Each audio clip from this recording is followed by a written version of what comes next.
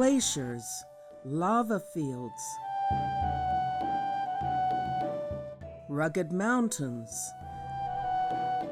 tall plunging waterfalls, snow, ice, and rain, violently churning seas, brightly lit towns, and a cosmopolitan capital with sidewalks heated by the earth, a dip in a geothermal lagoon, a hint of the aurora borealis. This is what captivated us over 4 unforgettable January days in southern Iceland. Our tour of the land of fire and ice lived up to its nickname. In the huge expanse of Vatnajökull National Park, we look below the snow-laden mountains for a view of one of the largest remaining glaciers in Europe. For a non-native speaker, it's difficult to pronounce the park's name in the Icelandic way, but the pictures say it nicely. Craggy mountains surround the glacier.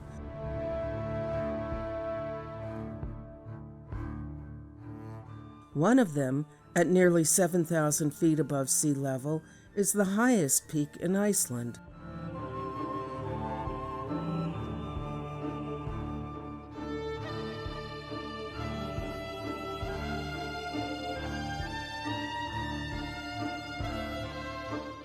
Look at this mangled bridge span.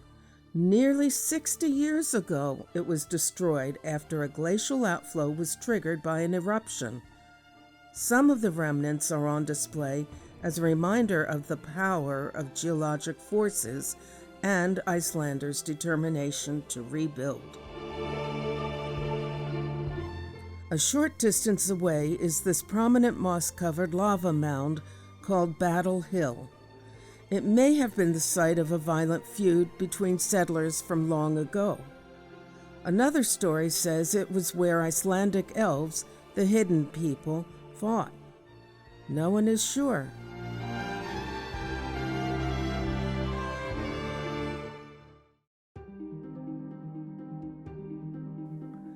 Now for the waterfalls. Cloudy skies and precipitation dogged us for most of our trip, but the power of these falls overcame that gloominess. This is the Skoafoss area, located just off the Ring Road. You'll hear Foss mentioned frequently in this video, since it means waterfall. There are thousands in Iceland, but with its 200-foot drop, this one is quite impressive. A few miles away, and coming in at just 3 feet shorter, is Seljalandsfoss.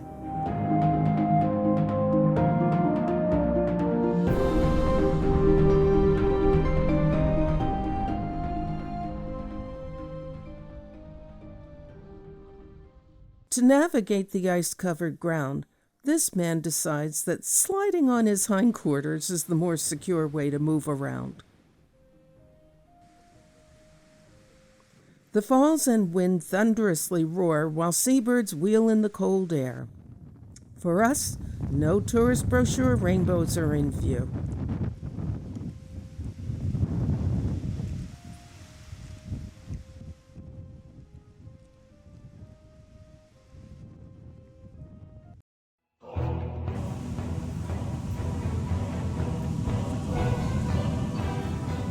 The waves at the black sand beach are dangerous. Many foolhardy people have been dragged into the angry sea and drowned here, despite being warned about rogue sneaker waves.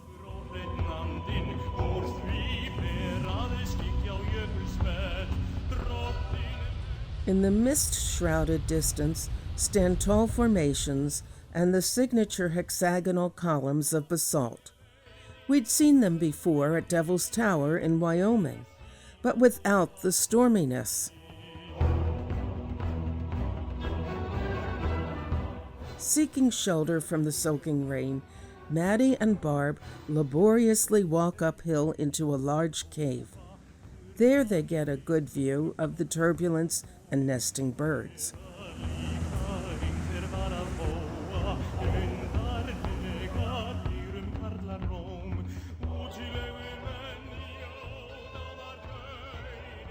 About 4 miles away, as the cormorant flies, is Dire Hole, the southernmost tip of Iceland. More sea-stack formations defiantly poke up. It's tough to see the rocks arch in the torrential rain, but it's there, in the wall of basalt in the lower right of the frame. The remains of a lighthouse make us think about how hazardous shipping was, and is, here.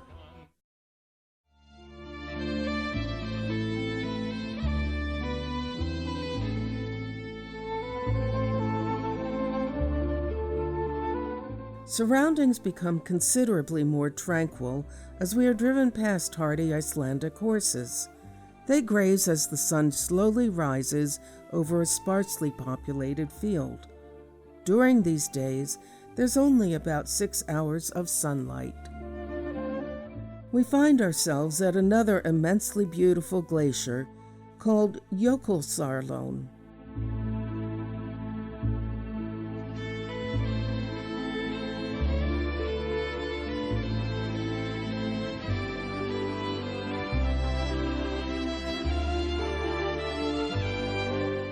From there, it's on to Diamond Beach, where in stark contrast to the black volcanic sand, large glacial ice chunks sparkle in the daylight.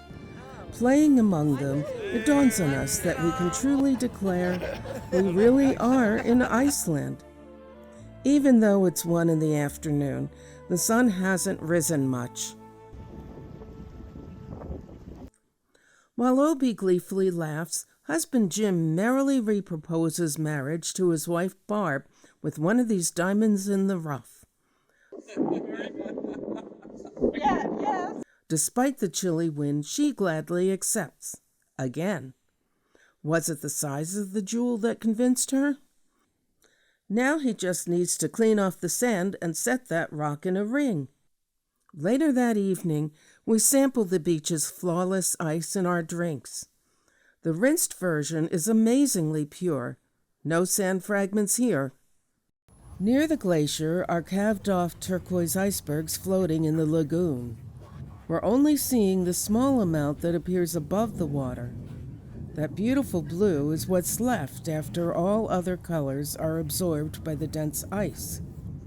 Seals and birds play and fish nearby.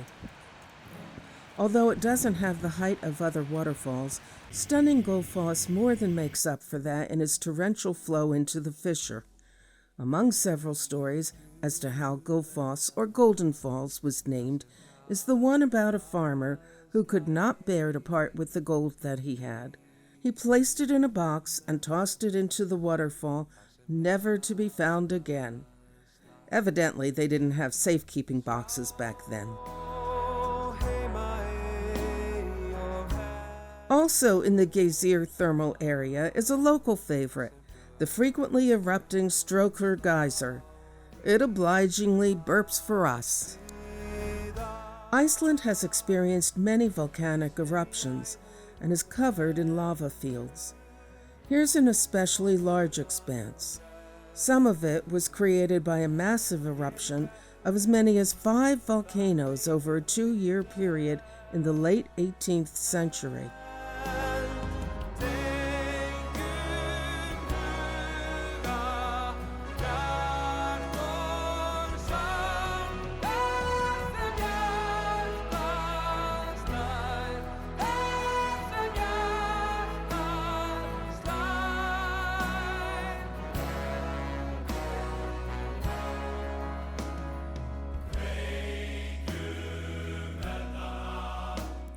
A detailed explanation of it and much more of Iceland's unstable geology is found in the highly interactive and engaging Lava Center Museum.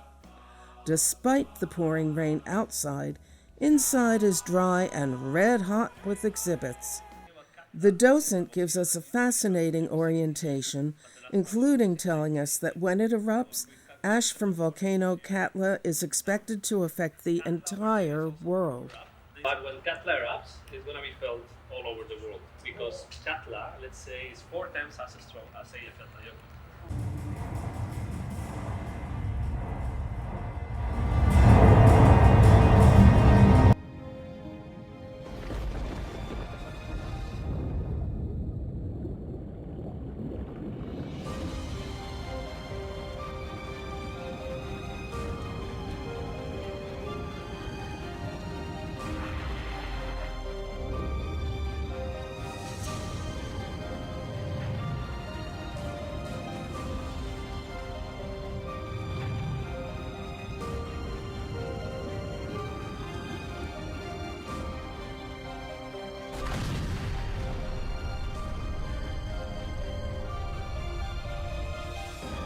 The masterful displays quickly pull us in. Here's just some of what they show. Barb points out one of the more unpronounceable volcano names in the Hall of Eruptions. Throughout the museum are numerous fun and fascinating exhibits. You control many of them and get a real appreciation for Iceland's dynamic geology. For instance, there's the enormous mantle plume sculpture and the high-magnitude, floor-shaking earthquake simulator. Yeah, this place rocks. Another particularly impressive museum complex we visit is called Skógur. It actually consists of several museums.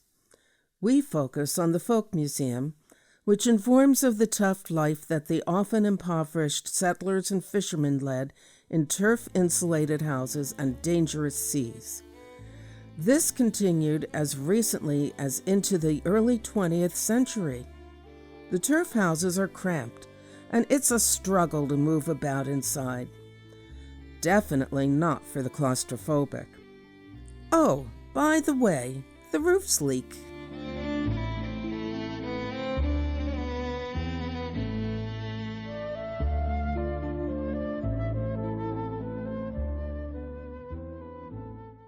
Among the sailing exhibits is this fishing boat, the Petersi. Made of driftwood, this vessel lasted 93 years without losing a single sailor, in spite of the oft-deadly seas and no real harbors. Surrounding it is a vast collection of nautical items. Our docent reminds us that there were, and still are, few natural resources on the island. Long ago, there once were vast forests, but they were cut down by the short-sighted Viking settlers. If you've already noticed around the island, the trees are rather lacking. Most of those that you have seen have been replanted here in the last century by the government, and so before that they were really close to zero. And so driftwood was one of the most valuable resources that Icelanders had here for a very long time. Yeah. These are of course bands. They also have shoes sewn onto them, as you can see here, to make them more water resistant, also more sturdy. They are made out of sheepskin. As an alternative, you could have used cowskin for these. This set of eating utensils and nested bowls was made from wood and sheep's horns. To pass the time, the sailors carved intricate animal figures. Among some of the regular exhibits are oddities like this multi-horned ram and the ever-popular two-headed lamb.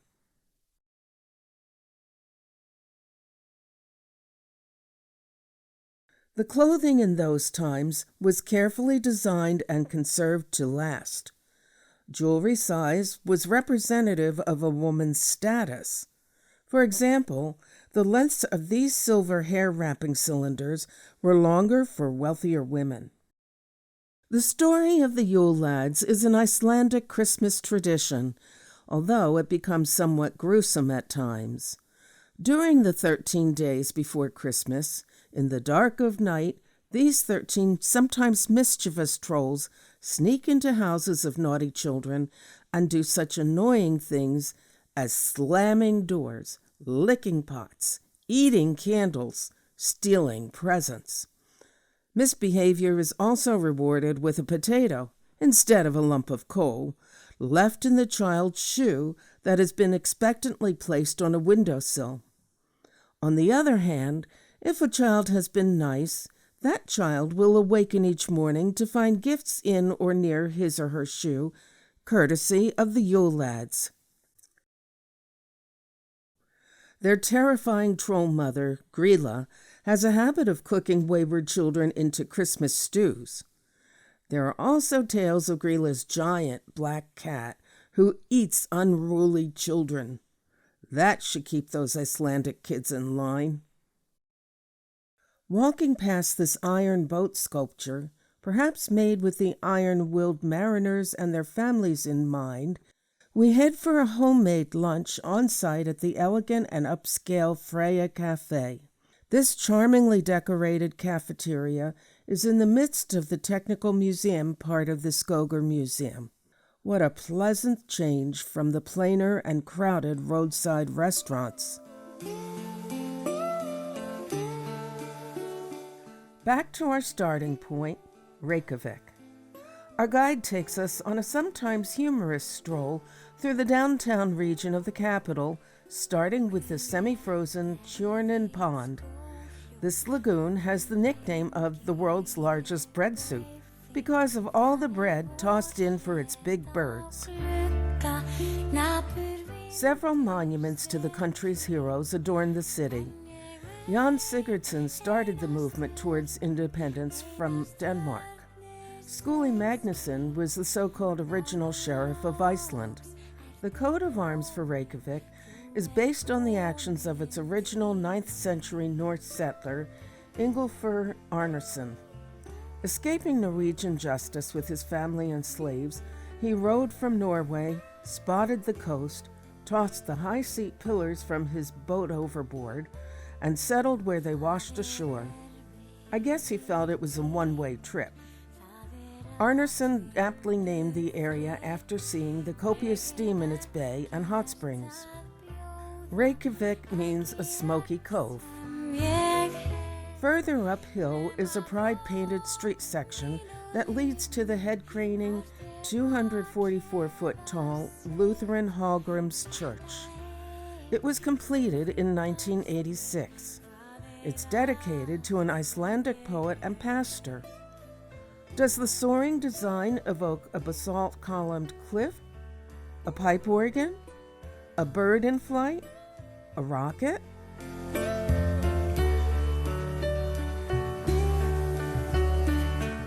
The axe-wielding statue of Leif Erikson that's in front of it is a gift from the United States. It was presented in 1930 in commemoration of the 1000th anniversary of Iceland's parliament. This statue is of an entrepreneur, poet, and independence activist.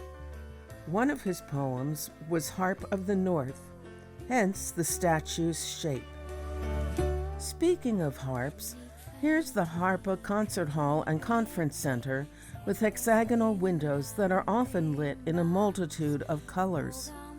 Indeed, the name refers to the musical instrument, but also to an old Nordic month in early spring. Now for the local eats. The Icelandic hot dogs, called pilsur, are usually made of lamb, which is a common source of meat in Iceland. They're often served with sweet brown mustard, mayo, capers, and herb sauce. Yum. Then there's the fermented shark. These tiny pungent pieces are more than many can manage, even when consumed with Brennivin, the national schnapps. Available on our breakfast buffet is cod liver oil. Despite the attempt to persuade us, there were not many takers for that. We'll stick with the smoked salmon and more conventional foods, thank you. After the Vikings deforested so much of Iceland, the country recently has taken to bringing them back with arboreal fervor. There's even an annual contest in Reykjavik where a lucky one gets crowned Tree of the Year. Here are two of the winning beauties.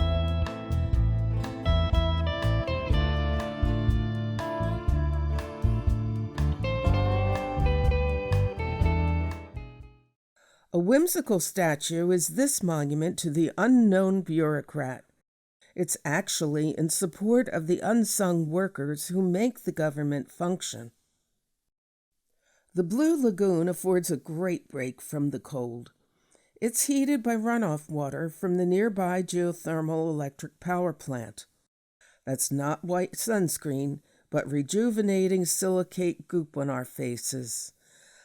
We come out feeling ages younger. For a little while, at least. Despite the long days of darkness, the clouds usually conspired to block our view of the aurora. But one night, with the magic of time exposures, Our cameras fleetingly and dimly caught these tantalizing images.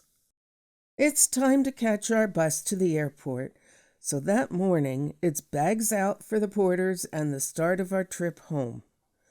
Even though we were frustrated in our goal of seeing the northern lights, and the weather was often disappointing, we had a delightful time experiencing Iceland firsthand.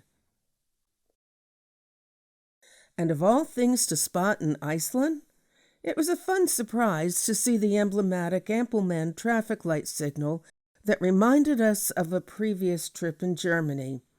It's as if to say, until we meet again.